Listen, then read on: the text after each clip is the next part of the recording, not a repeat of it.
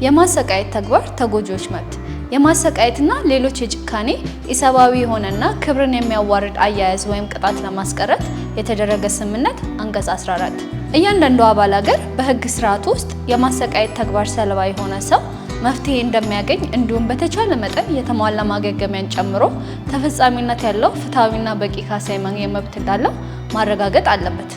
ተጎጂው በደረሰበት የማሰቃየት ተግባር ምክንያት የሞተ እንደሆነ በእርሱ ኃላፊነትና ድጋፍ ይተዳደሩ የነበሩ ሰዎች ካሳ ሊያገኙ ይገባል።